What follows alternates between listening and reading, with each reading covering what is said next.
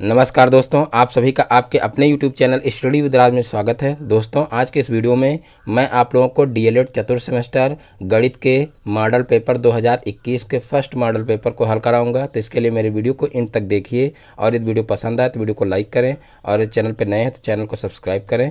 तो चलिए देखते हैं मॉडल पेपर फर्स्ट के पहले क्वेश्चन को। देखिए, पहला क्वेश्चन है साइन 60 डिग्री अपान कास 30 डिग्री का मान होगा।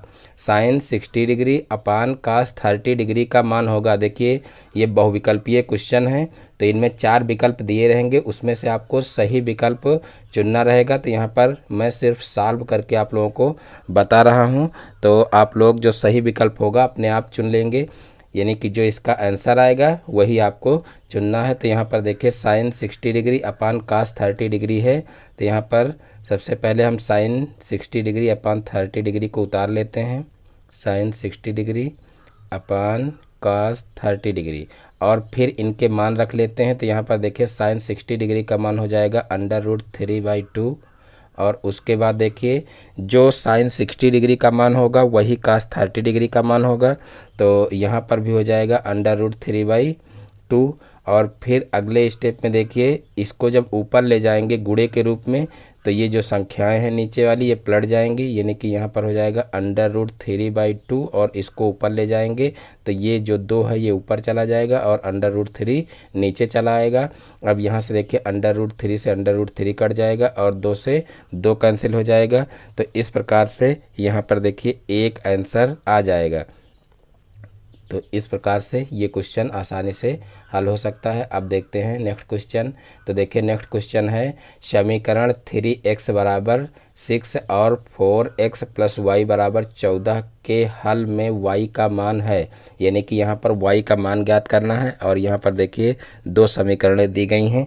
तो यहाँ पर सबसे पहले इस समीकरण से हम x की वैल्यू निकाल लेंगे और उसके बाद फिर इसमें रख देंगे और फिर y का मान आ जाएगा। तो यहाँ पर देखिए 3x बराबर दिया हुआ है 6, तो यहाँ पर x को इधर ही रखेंगे और इस 3 को पक्षांतर कर देंगे, तो यहाँ पर 6/3 हो जाएगा। अब यहाँ से x की वैल्यू निकल आएगी 3 दूना 6, यानी कि x की वैल्यू यहाँ पर देखिए आ जाएगी 2 और फिर इस 2 का मान जो है समीकरण 2 में रख देंगे। तो यहाँ पर लिख लेंगे जो है, इसको समीकरण मान लीजिए 1 मान लिए, इसको 2 मान लिए। तो यहाँ पर नीचे लिख लेंगे x का मान समीकरण 2 में रखने पर, समीकरण 2 में रखने पर, तो यहाँ पर देखिए समीकरण 2 है 4x प्लस वाई बराबर 14। अब यहाँ पर देखिए x की वैल्यू रखना है, तो यहाँ पर 4 × 2 और प्लस वाई बराबर 14 हो जाएगा। अब इधर साइड में कर लेते हैं। तो यहाँ पर देखिए 4 दूना 8 हो जाएगा और प्लस वाई बराबर 14 हो जाएगा। अब इस 8 को उधर पक्षांतर कर लेंगे, तो 8 इधर प्लस कर रहा उधर जाएगा माइनस करेगा, तो यहाँ पर माइनस का 8 हो जाएगा और 14 में से 8 को घटाएंगे तो देखिए 8 6 14 होता है, यानी कि यहाँ पर y बराबर 6 आ जाएगा। तो इस प्रकार से ये क्वेश्चन भी आसानी से हल हो जाएगा, यानी कि y की वैल्यू ही निकालनी थी, तो यहाँ पर y की वैल्यू आएगी 6। अब देखते हैं नेक्स्ट क्वेश्चन। तो देखिए, नेक्स्ट क्वेश्चन है किसी चतुर्भुज के किन्हीं 3 कोणों का योगफल 285 डिग्री है, चौथे कोण की माप है। किसी चतुर्भुज के किन्हीं 3 कोणों का योगफल 285 डिग्री है, तो चौथे कोण की माप ज्ञात करनी है। तो देखिए, आप सभी को पता होगा कि चतुर्भुज के चारों अंतः कोणों का योग जो है 360 डिग्री होता है। तो यहाँ पर 3 कोणों की माप दी हुई है, चौथे कोण की माप निकालनी है। तो यहाँ पर सबसे पहले हम लिख लेंगे, चूँकि चतुर्भुज के चारों अंतः कोणों का योग, चारों अंतः कोणों का योग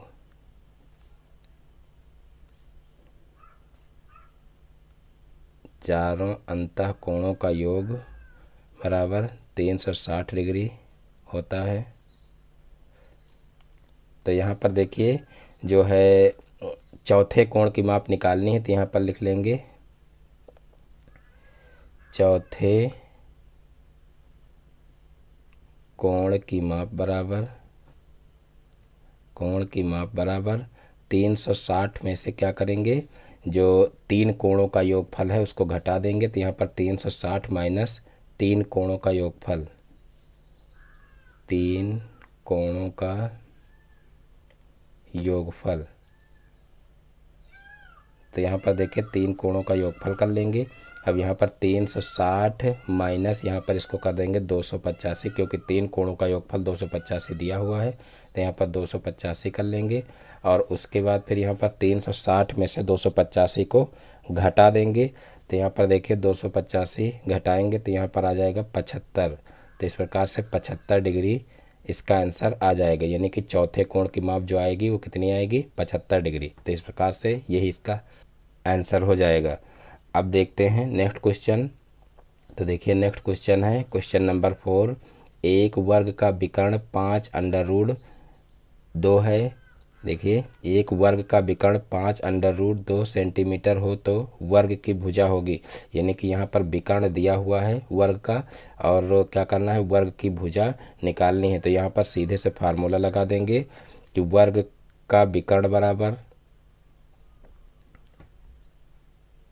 भुजा √2। तो यहाँ पर देखिए वर्ग का विकर्ण बराबर क्या हो जाएगा, भुजा √2, भुजा √2। तो यहाँ पर देखिए वर्ग का विकर्ण दिया हुआ है 5, देखिए वर्ग का विकर्ण दिया हुआ है कितना, 5√2। तो यहाँ पर जो है भुजा √2 हो जाएगा।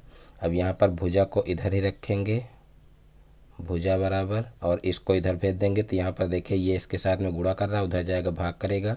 तो यहाँ पर 5√2 अपान √2 हो जाएगा। अब 2 से 2 कैंसिल हो जाएगा, यानी कि √2 से √2 कैंसिल हो जाएगा। तो यहाँ पर भुजा कितनी आ जाएगी, 5 सेंटीमीटर आ जाएगी। तो इस प्रकार से ये क्वेश्चन भी हल हो जाएगा, यानी कि वर्ग का विकर्ण दिया हो तो इस तरीके से इस फार्मूले से वर्ग की एक भुजा आसानी से निकाली जा सकती है। अब यहाँ पर देखिए क्वेश्चन नंबर 5 है। 3 सही 3/8 का घनमूल है, 3 सही 3/8 का घनमूल है। तो यहाँ पर देखिए इसको कैसे करेंगे, 3 सही 3/8 का घनमूल निकालना है। तो सबसे पहले हम इसको क्या करेंगे, साधारण भिन्न में चेंज कर लेंगे, क्योंकि ये मिश्र भिन्न में दिया हुआ है। तो देखिए 8 त्रिक 24 और 24 3 27, यानी कि यहाँ पर हो जाएगा 27/8। साधारण भिन्न में इसको चेंज करने के लिए क्या करते हैं, इसका इससे गुणा करते हैं और फिर इसमें इसको जोड़ देते हैं, जितना आता है उसको ऊपर रखते हैं और यहाँ पर जो चीज़ हर में है उसको हर में ही रखते हैं। तो इस प्रकार से 27/8 हो जाएगा। अब यहाँ पर देखिए इसका घनमूल ज्ञात करना है। तो यहाँ पर इसका जब घनमूल ज्ञात करना है तो यहाँ पर इसको ऐसे जो है कर्णिक घात 3 लगा करके यहाँ पर इसके अंदर रख लेंगे 27/8, यानी कि इसका हमको क्या करना है, घनमूल ज्ञात करना है। तो यहाँ पर इसके गुणनखंड करेंगे। तो यहाँ पर देखिए गुणनखंड इसके हो जाएंगे 3 × 3 × 3, देखिए 3 त्रिक 9 9 त्रिक 27, और यहाँ पर नीचे 8 के भी गुणनखंड कर लेंगे। तो इसके गुणनखंड होंगे 2 × 2 × 2, यानी कि 2 दूना 4 4 दूनी 8। अब देखिए यहाँ पर इसका घनमूल निकालना है। तो यहाँ पर देखिए एक जो है 3 का जोड़ा बन रहा है, यानी कि त्रिक बन रहा है, यहाँ पर त्रिक बनाना रहता है। तो यहाँ पर देखिए 3 का एक त्रिक बन रहा है, यहाँ पर 2 का एक त्रिक बन रहा है, यानी कि इसको जो है एक एक अंक इसमें से बाहर किया जा सकता है। तो यहाँ पर देखिए इसमें से 3 बाहर आ जाएगा और इसमें से 2 बाहर आ जाएगा। तो इस प्रकार से इसका जो घनमूल है वो निकलेगा 3/2। तो इस प्रकार से यही इसका आंसर हो जाएगा। अब देखते हैं नेक्स्ट क्वेश्चन।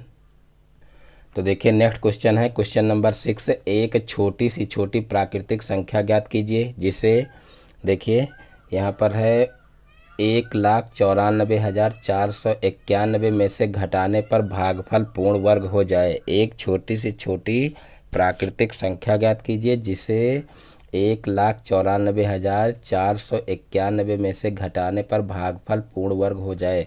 ये क्वेश्चन भी देख लीजिए 2018 में पूछा गया है। देखिए इसमें जितने भी क्वेश्चन हैं वो सारे के सारे प्रीवियस ईयर के क्वेश्चन हैं, यानी कि यहाँ पर प्रीवियस ईयर के क्वेश्चन सारे इकट्ठे कर दिए गए हैं और यहाँ पर ये क्वेश्चन जो है वो 2018 में पूछा गया है। तो देखिए इसको कैसे सॉल्व करेंगे, यहाँ पर जो है ये बताना है कि कौन सी ऐसी छोटी सी छोटी प्राकृतिक संख्या है जिसको इसमें से अगर घटा दिया जाए तो ये संख्या पूर्ण वर्ग बन जाए। तो यहाँ पर सबसे पहले हम क्या करेंगे कि जो संख्या दी हुई है इसका निकाल लेंगे वर्गमूल। तो यहाँ पर भाग विधि से हम वर्गमूल निकाल रहे हैं। देखिए 1,94,491 है। तो यहाँ पर क्या करेंगे, देखिए इधर से हम दो दो के जोड़े बना लेंगे। तो एक जोड़ा देखिए ये बना, एक जोड़ा ये बना और एक जोड़ा ये बना। तो अब यहाँ पर देखेंगे कि जो है कौन सी ऐसी संख्या है जिसका वर्ग जो है वो 19 के बराबर है, या तो उससे कम ही रह जाए, उससे ज़्यादा ना हो। तो देखिए 4 का वर्ग करेंगे तो 4 चौक 16 होगा, और 5 का वर्ग करेंगे तो 50 25 होगा, जो कि ज़्यादा हो जाएगा। तो यहाँ पर 4 का वर्ग 4 चौक 16 होगा, तो यहाँ पर 4 बार ले जाएंगे सबसे पहले। तो यहाँ पर देखिए 4 चौक 16 हो जाएगा, और अब 16 को इसमें से घटाएंगे तो यहाँ पर देखिए आएगा 3। अब ऊपर से एक जोड़ा और उतार लेंगे तो यहाँ पर हो जाएगा 344। और यहाँ पर देखिए ये संख्या पुनः इसमें जोड़ते हैं तो यहाँ पर 4 जो है 4 में 4 जोड़ेंगे तो कितना हो जाएगा, 8 हो जाएगा। अब यहाँ पर देखिए 344 हो गया है।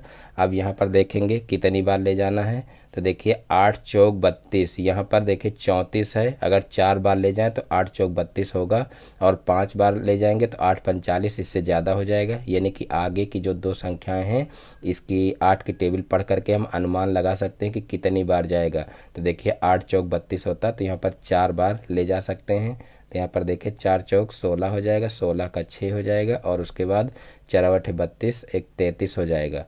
और फिर अब इसको जो है घटा लेंगे तो यहाँ पर 14 में से जो है 6 जाएगा, तो 14 में से 6 जाएगा तो 8 बचेगा।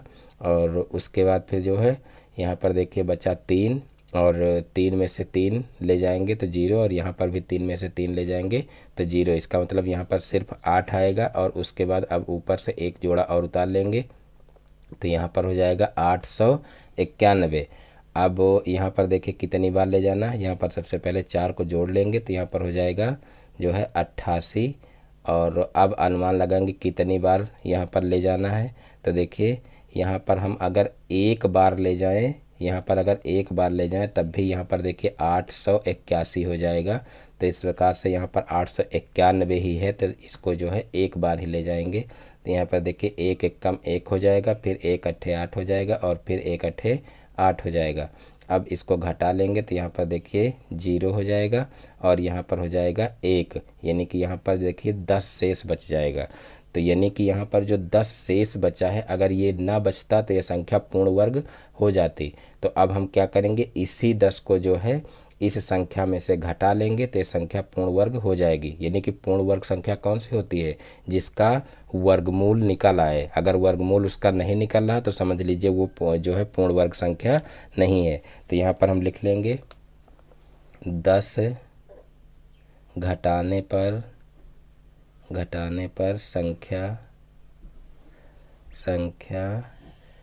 कितना है, 19। देखिए 1,94,491 संख्या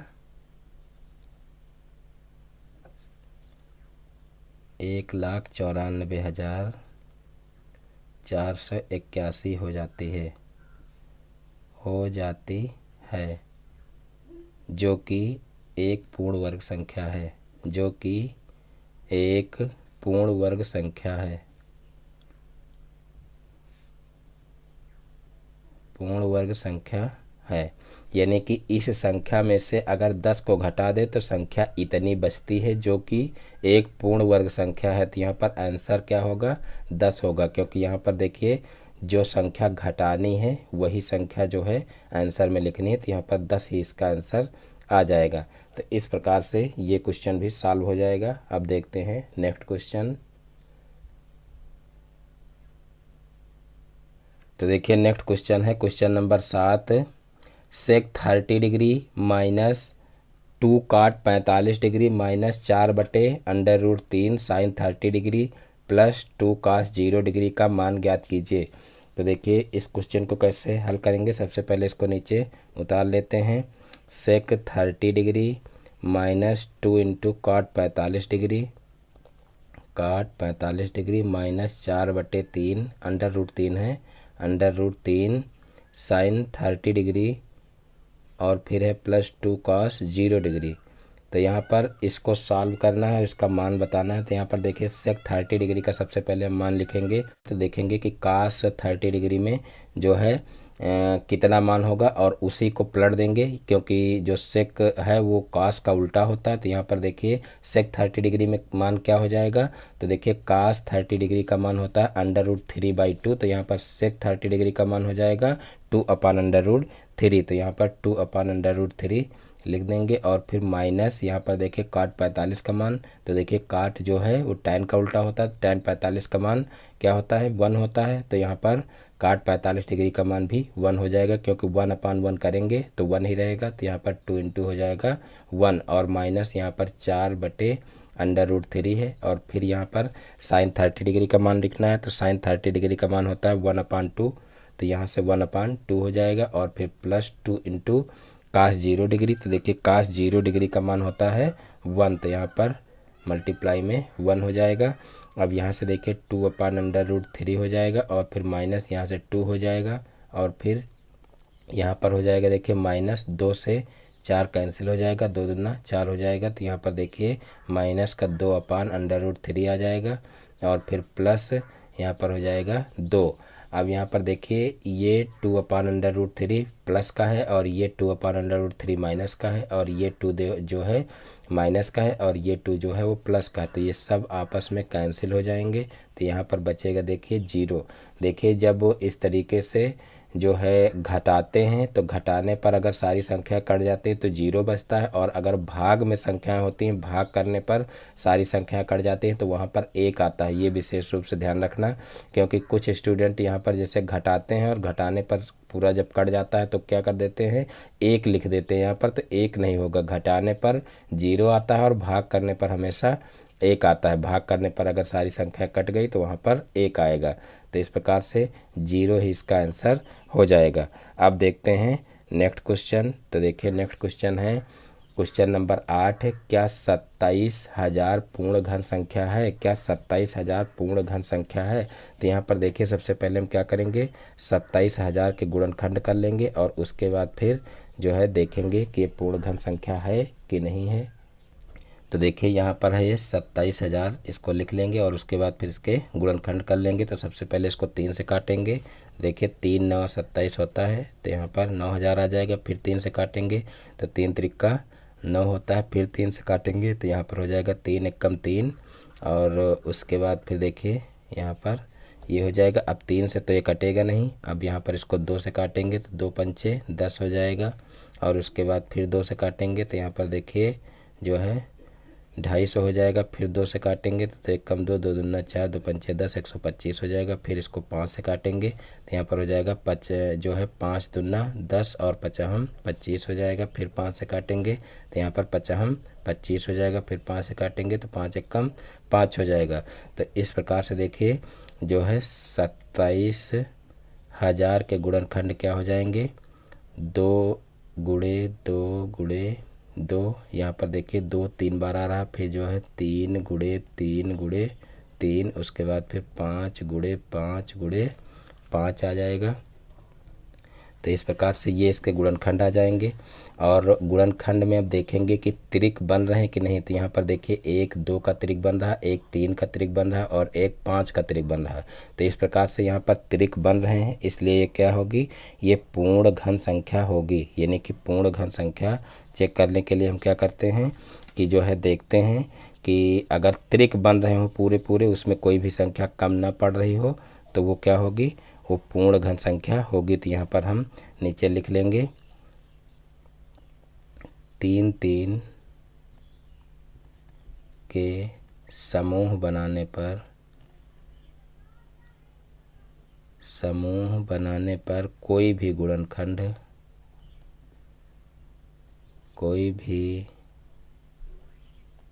गुणनखंड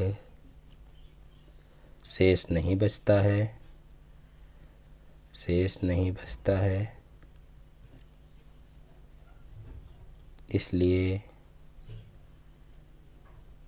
यह एक पूर्ण घन संख्या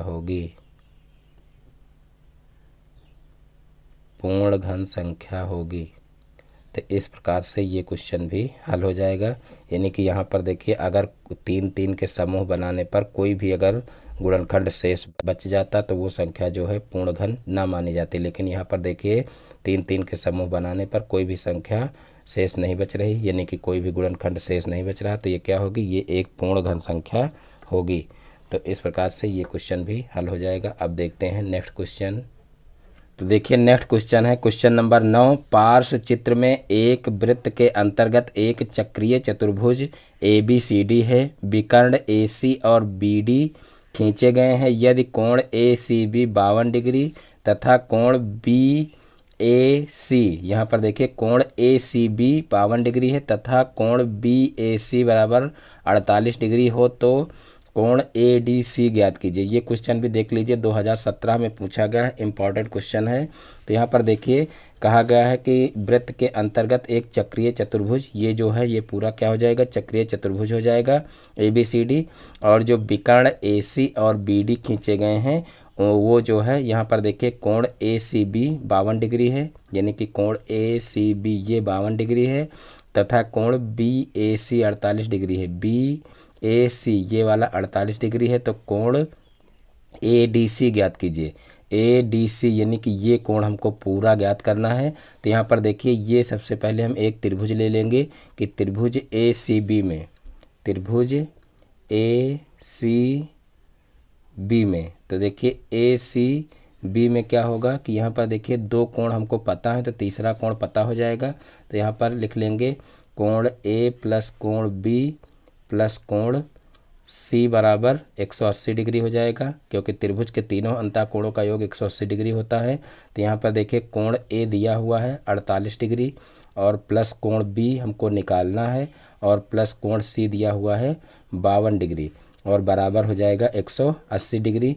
अब यहाँ पर इन दोनों को जोड़ लेंगे तो यहाँ पर हो जाएगा कोण B प्लस यहाँ पर देखिए 52 और 48 को जोड़ेंगे तो यहाँ पर हो जाएगा 100 डिग्री बराबर हो जाएगा 180 डिग्री।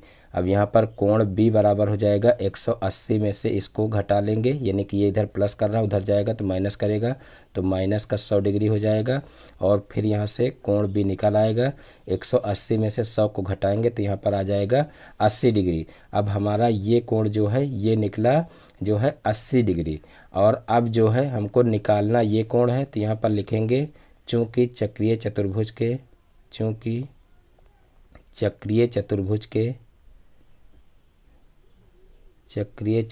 के सम्मुख कोणों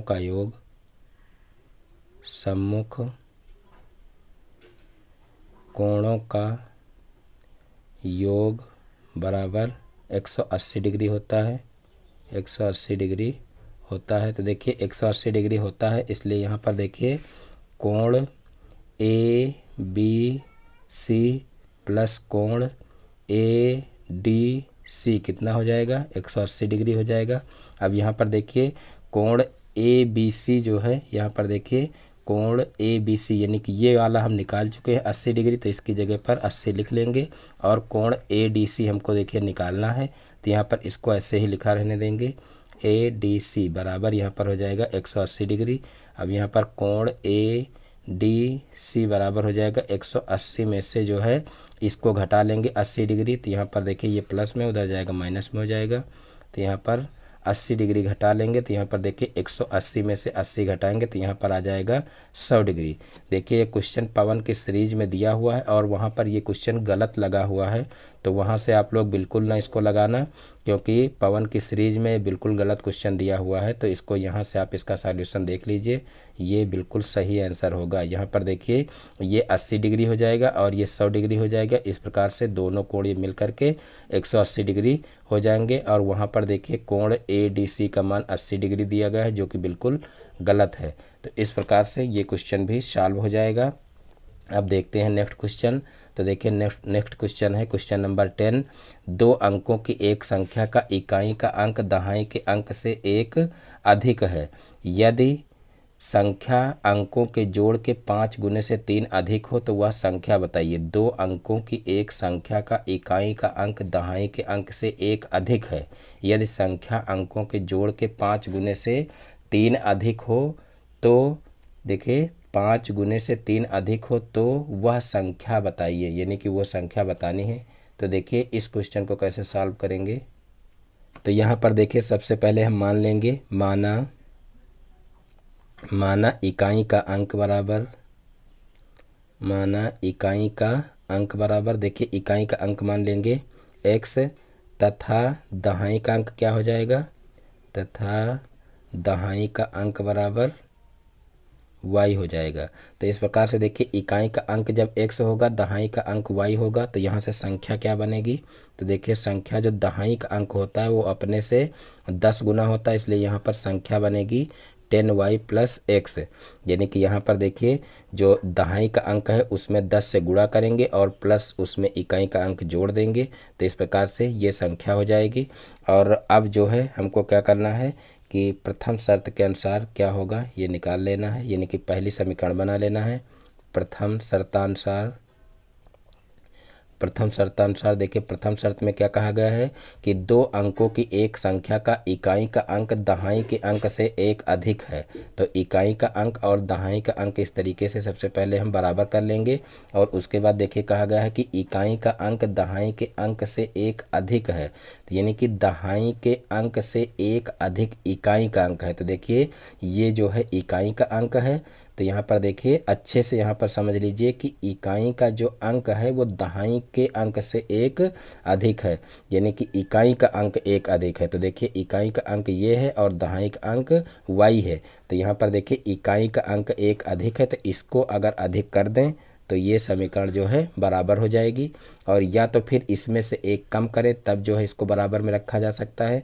तो इस प्रकार से यहाँ पर देखिए x और इसको इधर पक्षांतर कर लेंगे तो माइनस का y हो जाएगा और बराबर 1 हो जाएगा, तो ये समीकरण 1 बन जाएगा। अब यहाँ पर द्वितीय शर्त के हिसाब से जो है समीकरण बना लेंगे, तो यहाँ पर लिख लेंगे द्वितीय शर्तानुसार। तो देखिए द्वितीय शर्त में क्या कहा गया है कि यदि संख्या अंकों के जोड़ के 5 गुने से 3 अधिक हो, तो सबसे पहले हम संख्या लिख लेंगे। संख्या क्या है 10y प्लस x, ये संख्या है। और कहा गया है कि यदि संख्या अंकों के जोड़ के 5 गुने से, तो देखिए अंकों का जोड़ क्या होगा, यहाँ पर देखिए अंक हैं x और y, तो अंकों का जोड़ हो जाएगा x और y, और यहाँ पर इसका कर देंगे 5 गुना। तो कहा गया है कि संख्या जो है वो अंकों के जोड़ के 5 गुने से 3 अधिक है, ये जो है इसके अंकों के जोड़ के 5 गुने से 3 अधिक है, तो इसका हम 5 गुना करके और इसको जो है 3 अधिक कर देंगे, तो ये दोनों बराबर हो जाएंगे। यानी कि देखिए ये 5 गुने से 3 अधिक है, तो हम 5 गुना इसको कर देंगे और 3 अधिक कर देंगे, तो ये दोनों बराबर में हो जाएंगे। तो इस प्रकार से देखिए ये समीकरण बनेगी 10y प्लस x बराबर, यहाँ पर इसका अंदर गुणा कर लेंगे, तो देखिए यहाँ पर हो जाएगा 5x और प्लस इसका अंदर फिर यहाँ पर y में गुणा करेंगे, तो यहाँ पर हो जाएगा 5y और प्लस का हो जाएगा 3। और उसके बाद फिर अब जो है जो चर पद हैं उनको एक तरफ कर लेंगे और अचर पद एक तरफ कर लेंगे। तो यहाँ पर देखिए जो है 10y और प्लस x, और इसको इधर पक्षांतर करेंगे तो माइनस का 5x और यहाँ पर हो जाएगा माइनस का 5y, यहाँ पर देखिए माइनस का 5y होगा और फिर बराबर हो जाएगा 3। अब यहाँ पर देखिए 10y में से 5y जो है घट जाएगी, तो यहाँ पर हो जाएगा प्लस का 5y, और यहाँ पर देखिए माइनस का जो है 5x है, तो यहाँ पर देखिए x इसमें से घटेगा तो माइनस का 4x बचेगा और बराबर हो जाएगा 3, यानी कि यहाँ पर इसको मान लेंगे समीकरण 2। अब यहाँ पर समीकरण 1 और समीकरण 2 को हल कर लेंगे, तो यहाँ पर देखिए समीकरण 1 क्या है, x माइनस y बराबर कितनी है, देखिए 1, तो यहाँ पर ये समीकरण 1 हो जाएगी। अब यहाँ पर देखिए कोई भी पद जो है वो बराबर नहीं है, तो यहाँ पर सबसे पहले हम क्या करेंगे कि पदों को बराबर करेंगे, उसके बाद इन दोनों समीकरणों को हल करेंगे। तो यहाँ पर देखिए समीकरण 1 में अगर हम 4 से गुणा कर दें, तो यहाँ पर देखिए जो x वाला जो है गुणांक है वो बराबर हो जाएगा। तो यहाँ पर नीचे लिख लेते हैं समीकरण 1 में 4 से गुणा करने पर, 4 से गुणा करने पर तो यहाँ पर देखिए 4 से गुणा करेंगे समीकरण 1 में, तो हो जाएगा 4x माइनस 4y बराबर यहाँ पर हो जाएगा 4।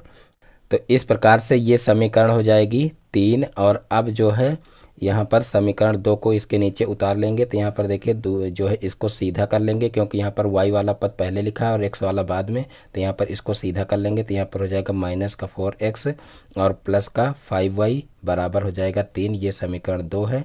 अब यहाँ पर क्या करेंगे कि यहाँ पर लिखेंगे जोड़ने पर, क्योंकि यहाँ पर देखिए विपरीत चिन्ह है तो यहाँ पर चिन्ह चेंज करने की ज़रूरत तो है नहीं, तो यहाँ पर लिख लेंगे जोड़ने पर। और जोड़ने पर देखिए ये वाला पद कट जाएगा तो यहाँ पर बचेगा, देखिए यहाँ पर 5y में से 4y घट जाएगा तो यहाँ पर बचेगा y, तो y बराबर यहाँ पर 4 3 7 आ जाएगा। तो यहाँ पर देखिए y का मान अब किसी भी समीकरण में रख लेंगे, तो y का मान समीकरण 1 में रखने पर, तो समीकरण 1 में रख लेंगे, 1 में रखने पर तो यहाँ पर देखिए समीकरण 1 है x माइनस वाई बराबर 1, तो यहाँ पर x माइनस वाई यानी कि 7 हो जाएगा माइनस बराबर 1 दिया हुआ है। और अब जो है क्या करेंगे, x को इधर ही रखेंगे और इसको इधर पक्षांतर कर देंगे तो 1 + 7 हो जाएगा। तो इस प्रकार से यहाँ पर आ जाएगा x बराबर 8। तो यहाँ पर देखिए जो है y की वैल्यू और x की वैल्यू आ चुकी है। अब हमको संख्या ज्ञात करनी है कि संख्या क्या होगी, तो जो संख्या ऊपर माने थे वही जो है यहाँ पर लिख लेंगे। अतः संख्या